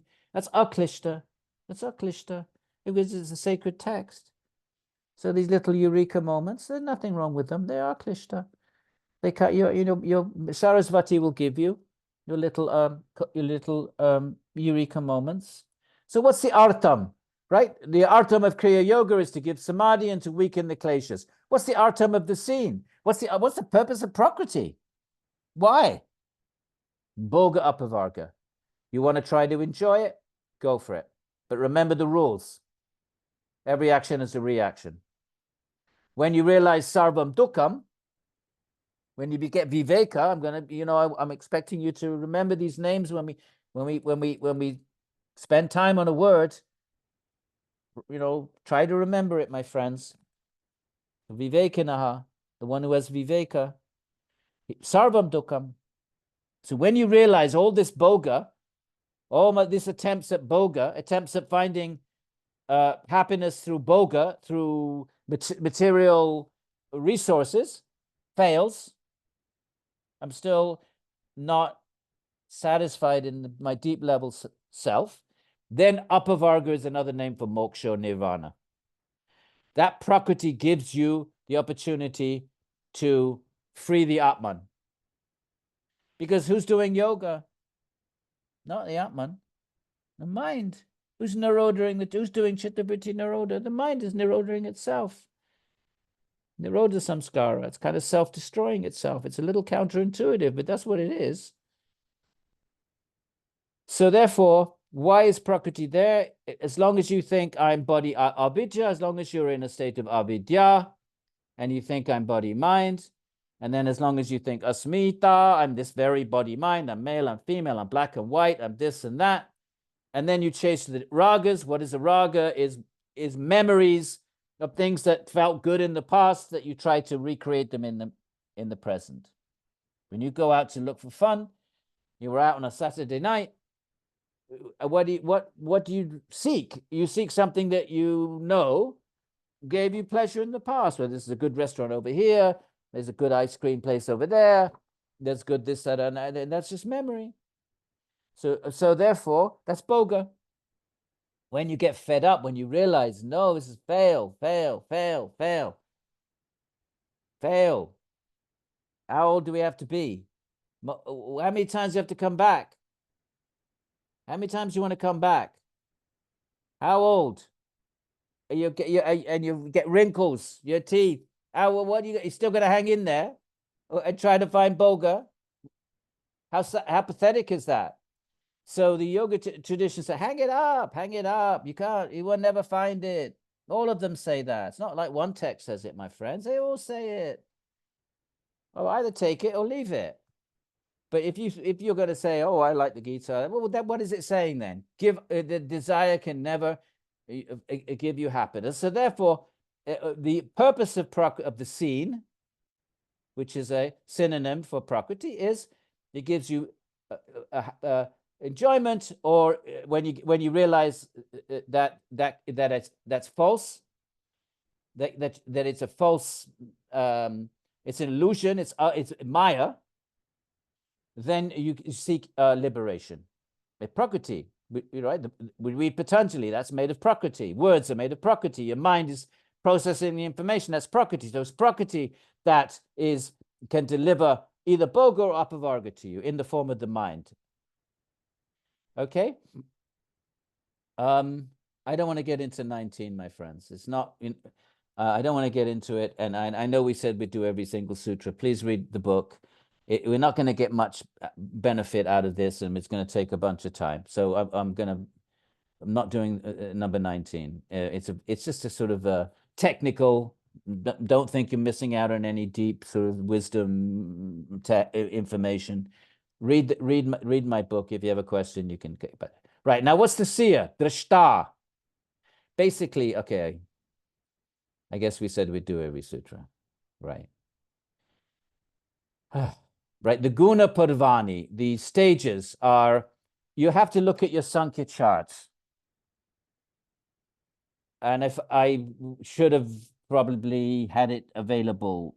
Okay, I hate to keep asking our faithful stalwart, Eleonora. You're doing such a great service, Eleonora. I hope, please let me know if you feel that we're imposing on you too much. Do you have the Sankhya chart that we can bring up? Yes, I'm looking for. Okay, let's read the text. The different stages of the guna qualities, the guna parvani, they consist of the particularized, the unparticularized, the distinctive, and the indistinctive. Do you know, I can't remember what I did this so long ago. Okay, friends, we will do it. I'm gonna have to do Make this. me share. No, I'm gonna have to. I can't remember. I'm gonna have to do it next week. Okay. I'm sorry. It's been, how long has it been? When was that book published? It's got to be 10 years. Vishesha Abhishesha Linga Matrani. More. The particularized. I think it's definitely the Sankhya chart. So you have buddhi, and then you have evolving from that. You have ahankara. Evolving from that, you have the qualities, the tanmatras, and the mahabhutas. But I don't want to just mumble my way through this. I want to give you a proper explanation, and bear with me. We'll do it next week. Now, okay? It's still talking about the scene, and it's just talking about the Sankhya chart, and it's just dividing it up and it's categorizing it in these 4 ways. And I can't quite remember which one is which. Right, the siya, drashta. Right, now we know what the scene is. Okay, the scene is Sattva, Rajas, and Tamas, number 1. The senses and the sense objects, number 2. And it is there for your boga or your apavarga, for your try to enjoy it if you feel that you can, which you can't. And when you get frustrated, you seek liberation. That's what some of us are doing in our various practices. I hope you realize you're not doing your practices to be healthy, my friends. I'm talking about you do it whatever you want. That's none of my business. But if you're talking about traditional practices, you're not doing it to be healthy and calm. Those may be side effects. But The goal of yoga practice is to be free of all desires and to become liberated. Either in your own Atman, or if you're Bhakta and you don't want to get off the train right there, you want to keep going because you believe in a greater Atman, you still want to get rid of your desires and your material embodiment, and then you want to have a relationship with Bhagavan. We just read the verse about Vaikuntha. I hope you realize that's what the goal of yoga is, not some kind of a new agey, feel good and be happy in the body. No, no, no, no. If that's what you're doing it for, it's your business. That's fine. No one can tell you not to, and no one can say that's bad, but that's not what any of these traditions are saying it's for. That's what you call a commodification of yoga. Becomes a commodity. Just another way of trying to feel good in the body. No, that's not. The rishis are not going to give their blessings on that. Right. So what is the siya? What do you say about the siya? You can't say anything because if words come from samskaras, and samskaras come from imprints of material things. So the Atman's not a material thing. So what can you say? You can say something vague like Sat Chidananda. So Patanjali doesn't look at it, he doesn't say anything. What is the siya? It's just seeing the drishi. What is the drashta, the siya? It is drishi matra. It is just the power of consciousness. It's just seeingness. It's merely the power of seeing. Remember, seeing here doesn't mean eyeball seeing, visual seeing. It means consciousness. And what else does he say? Shuddho api, even though it's pure, what does pure means? It doesn't need to be mixed with the world. It doesn't need, we don't need to be conscious of the world. We don't need to be conscious of the mind. We can be absorbed in our own svarupa. So pure means not mixed. So even though it's pure, pratyaya anupasyaha, it is absorbed in the content of the mind, the pratyayas. It witnesses the image of the mind. We don't need to. This is basically a rephrasing of 2 and 3, of 3 and 4. The first chapter, 3 and 4, right? Yoga anusasana, tadadrashtu sarupe vastanam, right? So that's 2. Svarupe vastana means you're absorbed in your own pure nature. And then what's sutra number 4? Vritti sarupyam. Or if you're not in your own nature, then you're absorbed in the vrittis. The vrittis are the pratyayas, same thing. So even though it's pure, it's witnessing, it's absorbed, it's absorbed in the world of mental content. Important. Tad artha eva drishyasya atman. And the seen is there for the seer, not for itself. Prakriti is dead. It's inanimate. It has no teleology. It has no purpose for itself. Its purpose is just for the Purusha. And what is its purpose? For the Purusha, we just read it. Bhoga apavarga. Prakriti is there. You want bhoga? Okay, good luck. Even you do good karma and you get good so-called bhoga, the Vivekana is going to say, sarvam dukkam. Why? Because the fruits you gained through your good karma are temporary. And then you come back down, and there's no guarantee next time you'll be good. And even if you are, when are you gonna? You still have to get old. You still have to suffer the 3 tapas. Remember the 3 tapas. Suffering of your own body, mind, number 1. Suffering inflicted by other living entities, number 2. Environmental, number 3. So therefore, what's Prakriti there for? It's there for the seer. And you connect number 21, my friends, to a little arrow. What is it there for the seer? For what? Here, connected to Bhoga Apavarga in verse 18. It's there for the seer in what sense? It's there to give it Bhoga or Apavarga. Apavarga is another term for moksha, also known as nirvana. Okay. Now, Krita Artam, when it's accomplished its purpose, right, which is, in this sense, it's Apavarga, when Prakriti finally gives us liberation, when our minds succeed in our practices, it's accomplished its purpose. So then it's Nashtam. Then Prakriti is destroyed for us. We're no longer aware of Prakriti. Why? Because Swarupa Vastanam, we're absorbed in our own nature. That means we're not aware of Prakriti anymore. What else does it mean? If consciousness is only conscious of consciousness, then it's not aware of Prakriti then, is it? So another way of putting it ceases to be. It doesn't actually cease to be, because why? Anashtam tadanya. It doesn't cease to be for everybody else. Sadharana tvat, because it's common. All right, look at the translation. Although the scene, Prakriti, ceases to exist for one whose purpose is accomplished, what is that purpose? Apavarga of 18, the liberated Purusha. So Prakriti ceases to be, doesn't actually metaphysically not exist anymore. It just means that Atman is now absorbed in its own nature. So it ceases to be for that Atman, but it has not ceased to exist altogether. So this is not Advaita Vedanta.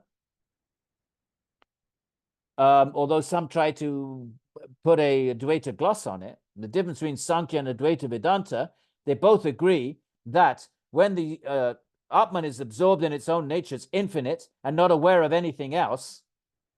It has an infinite, anantam jnanam satyam. Actually, Satchidananda is not in the Upanishads, that phraseology. It may actually, I think it may, I'm not sure even if it's in Shankara, it may be in post-Shankara, in Advaita Vedanta, that trilogy, that triad, that such common phrase, right? Satchidananda, you don't find that particular exact wording in the Upanishads, nor the Vedanta Sutra. It's quite recent in the sense that, Shankara, right? What do you find instead? In the Taittiriya Upanishad, you don't have Satchidananda, you have Satyam, Jnanam, Ananta. Not Ananda with a D, Ananta. The Satya means the state of truth. And Jnanam is consciousness. And then Ananta is infinite. So the Taittiriya, that's a description of Brahman. That it's infinite consciousness.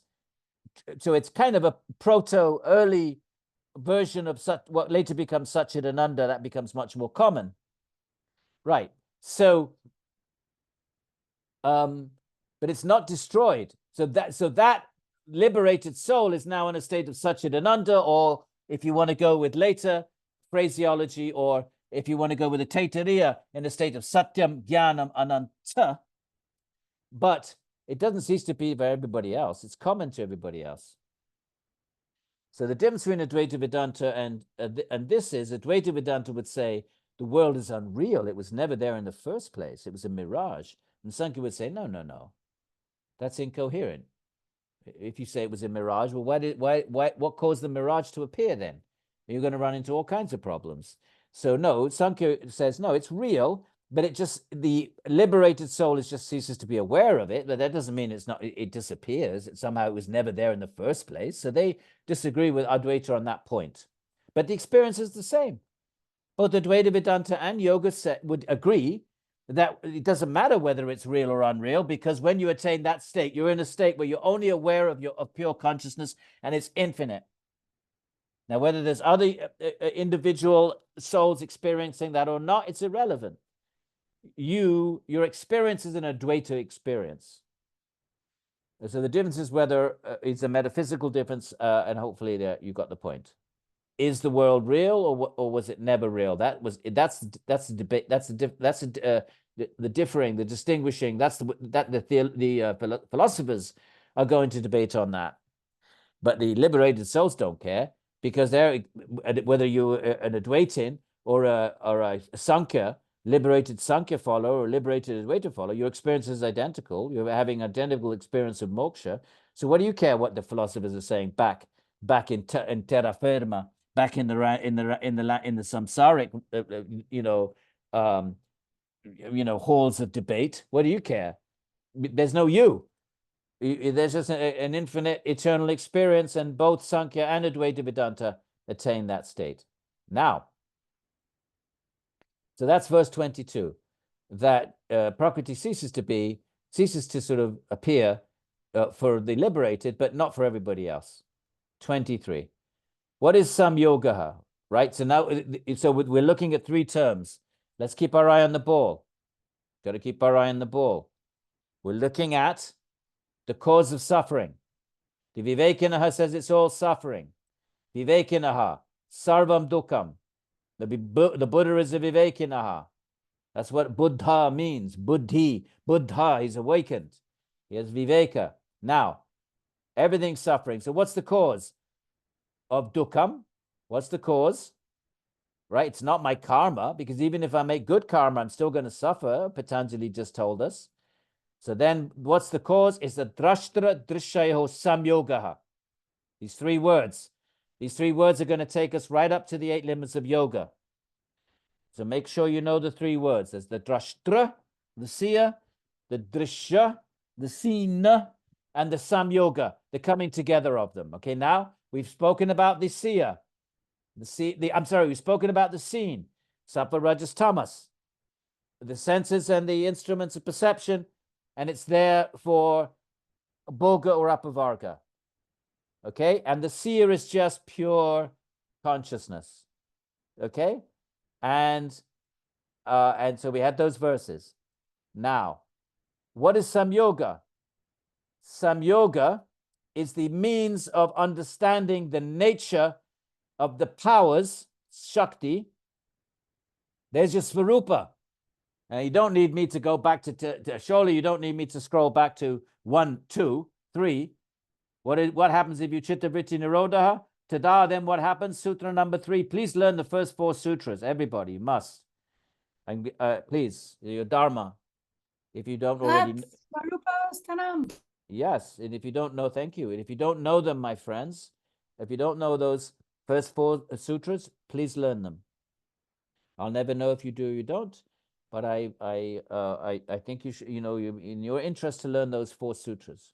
Now, but Svarupa, what happens when you Chitta Vritti Nirodha? Tada, then, drashtuhu, it's the same drashtra, drashtuhu is the same drashtra we've had here, slightly different form. The drashta, I is the nominative ending, drashtuhu is the genitive ending. Same. Just the ending, because the case is different. Here it's nominative. In this sutra number 1.3, it's genitive. Right. Now then. So, we skipped over that. Right. So the means of understand samyoga is the way to understand the Shaktis, the powers of the Sva and the Swami. Another way of saying the seer and the seen. The owner and the owned. The Swami means the owner. And it means the Swamis as a sannyasi means the controller, the owner of the senses, the controller of the senses. So who's the owner? Consciousness. And what's the owned? Prakriti. Just another way of saying the seer and the seen. The owner and the owned. Or what did I got here? The possessed and the possessor. Don't worry about it. You're not going to get much mileage out of that. Don't lose sleep over that. It's not saying very much. Now, what's the cause of samyoga?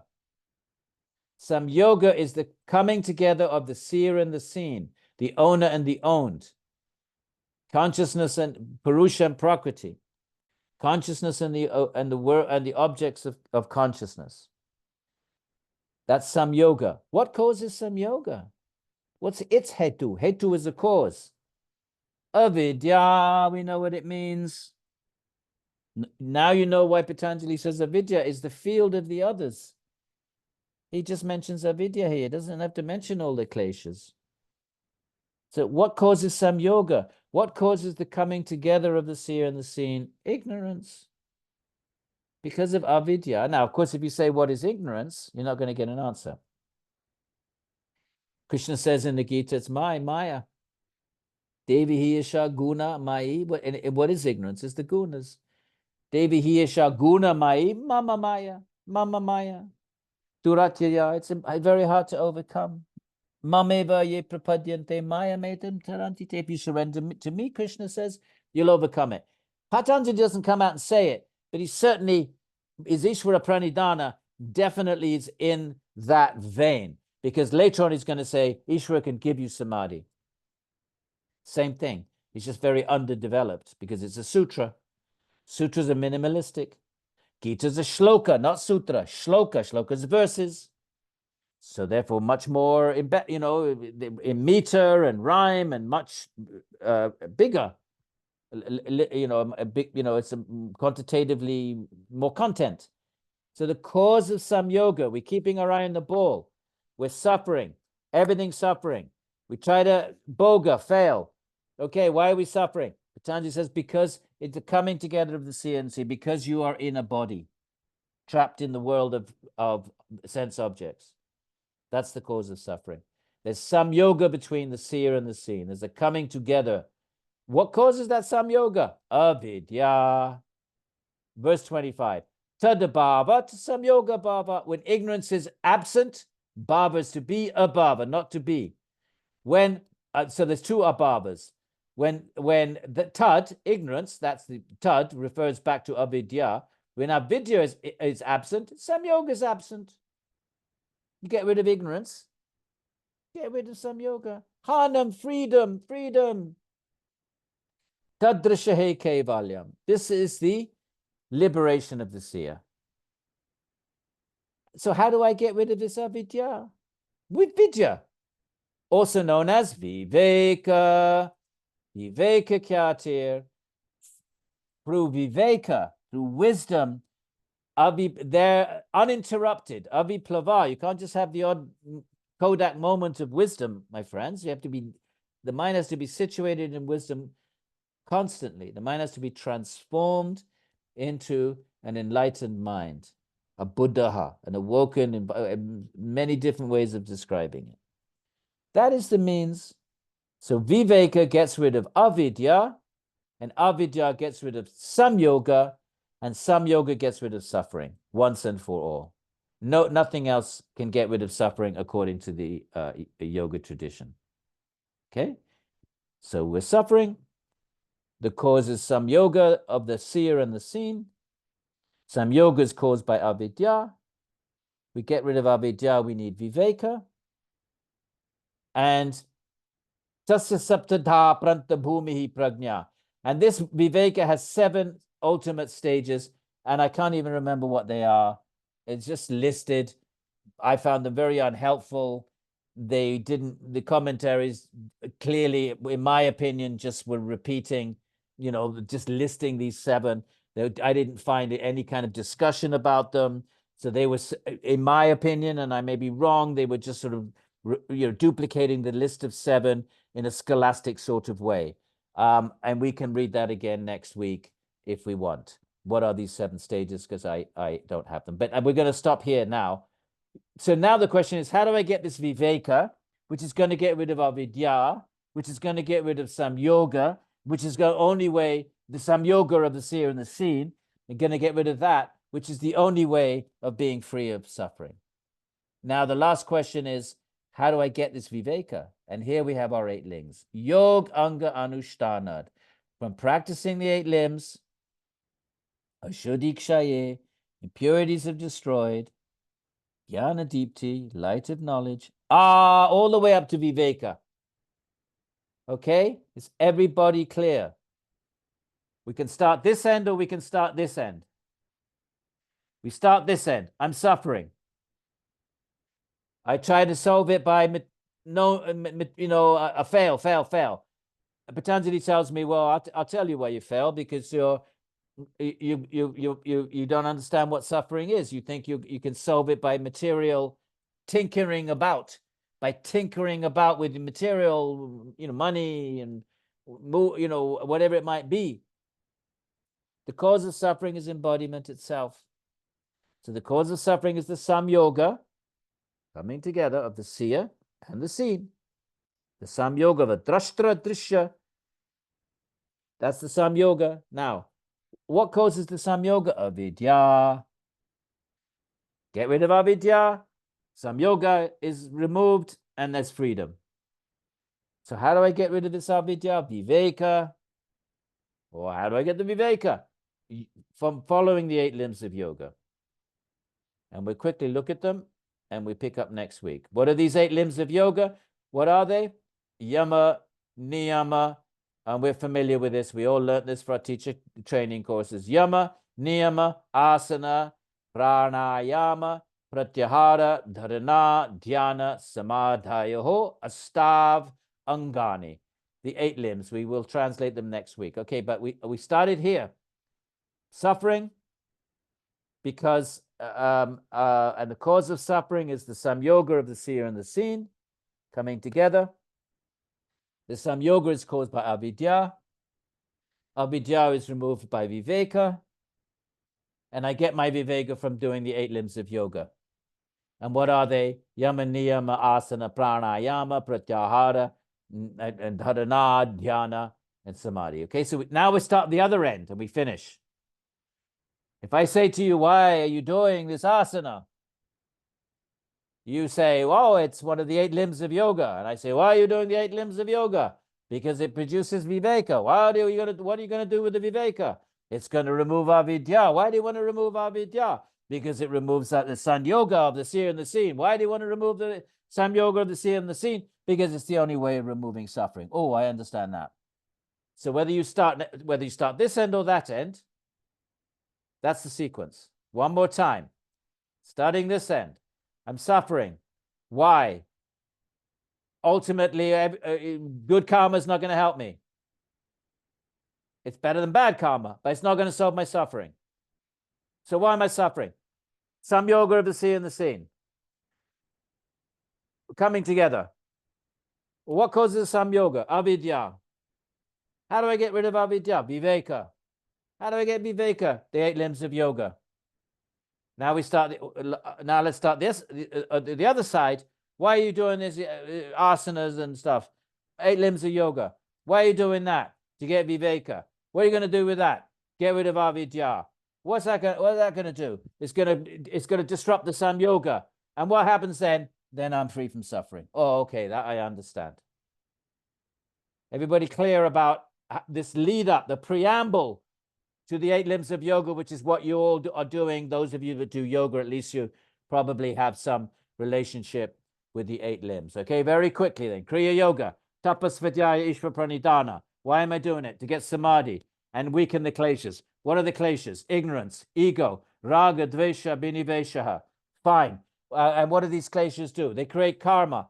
What is this karma? Jati ayoboga, the birth, your lifespan, your quality of life. And what else? Well, they're hlada paritapa. They're this birth, your lifespan, quality of life are either joyful or distressful based on whether your deeds, the deeds that cause these to be the fruits, were pious or impious. And if they're pious, and then the next verse, oh, but the Vivekananda says it's all suffering, even good karma. Well, why would he say a thing like that? Because parinama, it's all temporary. What else? Oh, you still have the 3 tapas. You still have, you see, yeah, 4 p.m. next week. Yeah, one more class, 4 p.m. I'm still in the UK next week. But the clocks don't go back. In Britland, they turn it back 2 weeks after America. So there's 4-hour difference for the UK people. Yeah, but for the Americans, the same thing. Eastern Standard Time in your America is 4 p.m. See, for me, it's 9. Okay, so then, okay, why would the Vivekananda say something like that? Because any birth is temporary, still subject to the 3 sufferings, your own body, mind, other living entities, environment, etc. Gunas are always shifting, okay? So then, does that mean I'm doomed forevermore? Is this like Satan? Is this like hell in the old medieval Christianity? I'm forever doomed to suffering? No, why not? Well, you have to understand what is the cause of suffering. What is it then? It's the seer and the seen, samyoga, coming together. Okay, great. Thank you. What is the samyoga? What causes samyoga then? Well, avidya. Okay, well, that's not very helpful. You're just passing the buck along. How do I get rid of this avidya? Viveka. Well, come on, you still haven't answered, still haven't been very helpful. How do I get this viveka? How do I get viveka that gets rid of avidya, that gets rid of samyoga, that gets rid of dukkham? Oh, you do the 8 limbs of yoga. Okay, finally, we're getting somewhere. What are the 8 limbs of yoga? Yama, niyama, etc. It all fits together, my friends. I'll take a few questions, but I'm pretty much knackered, as they say on this side of the Atlantic. Knackered, which literally means a castrated bullock. Knackering, the knackering yard. If there's no hands up, I'm going to quickly take advantage of, okay, Subhash. I have a question about this Sutra number 22, where we said once the purpose of Purusha is served, the Prakriti is destroyed, nashta. Yeah. Now, for someone who has attained liberation, if he's still living in this body, Yeah. he still will need Prakriti to be alive, to be able to function in this world. Yeah, but Why when you're in the state of Nirbija Samadhi, you're not aware of Prakriti. When you're in that Nirbija state, Prakriti is not on your sphere of awareness. Now, you still have to live out the rest of that life. So then at some point, your karma is going to activate. Your mind will, and you'll need to eat or something, go to the bar. So then your karmic body will demand attention. And then you come back into the realm of Prakriti, yes. So that's the Jivan Mukta. But the end of that life, that's it. Then there's no more awareness of Prakriti. Right. Okay. Yeah. Thank you. You're welcome. Sankhya Sutra says it's like the potter's wheel. When you put kinetic energy, you pump the potter's wheel. You put kinetic energy in it. Now you take your foot off, the wheel doesn't stop because you've already invested kinetic energy into it. It has to stop when that kinetic energy expires. Or a modern example, you plug in your electric fan, then you unplug it, it doesn't just stop. It has to burn up its kinetic. So therefore, the karma's been activated at birth. You become a Jivan Mukta at the age of 40, but your karma requires you to live till 60. You still have to live up that last 20 years. Any other questions, my friends? Otherwise, I'm going to bid you all farewell and good night, and we will see you. We'll do the 8 limbs of yoga, and we may be able to do it in one more session or 2 more, and that's going to be it until we start in a few months. When I don't know when, we will then do chapters 3 and 4. So I think we probably need a couple more sessions, and that's fine. Okay. Good night. Good night to you all. I Yeah. couldn't figure out how to raise my hand. If you go down to the where it says But I have just a very quick question. yes.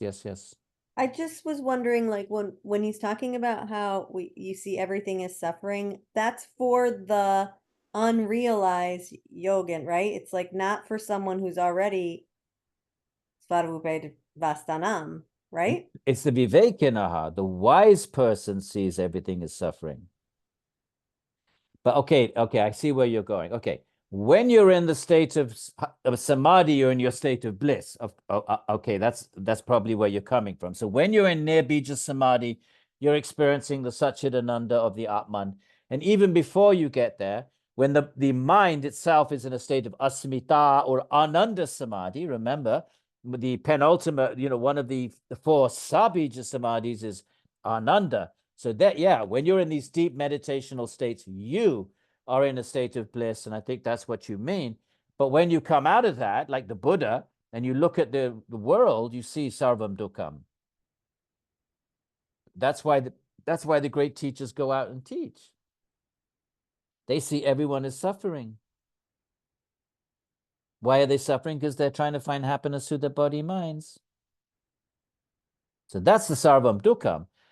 But obviously that someone, when they're in they're in their samadhi states, they're not experiencing suffering. Of course not. They're either experiencing the pure nature of the Atman if they've made it all the way to Nirbija, but even if they haven't, if they're in a sabija state, they're in a state of very, very, very, very reified sattva. And the nature of sattva is happiness, not the bliss of the Atman.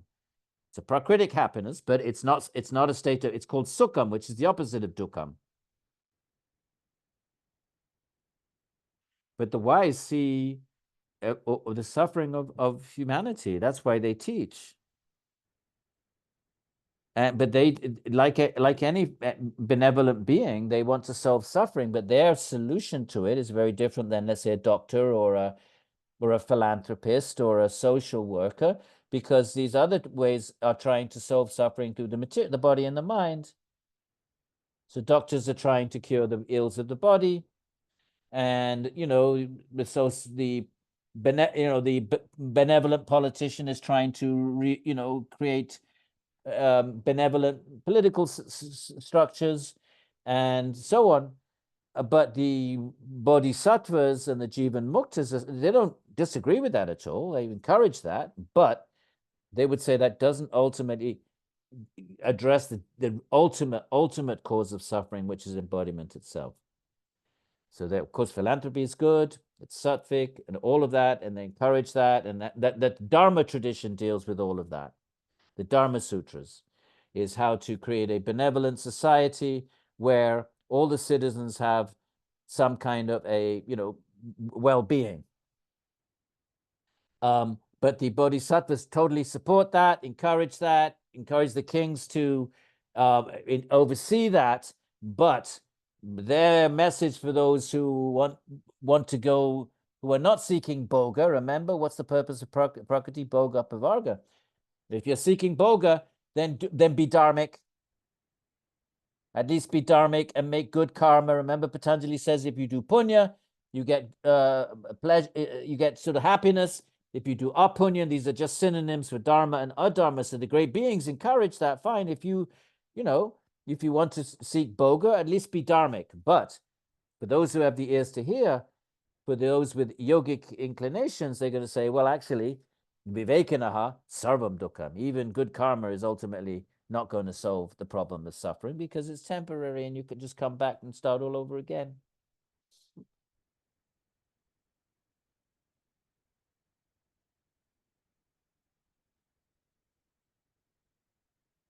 Okay.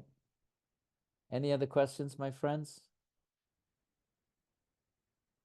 Good night. Okay. I'm going to stop recording and I'm just going to. Thank you. Yeah, good night. Thank you, Dr.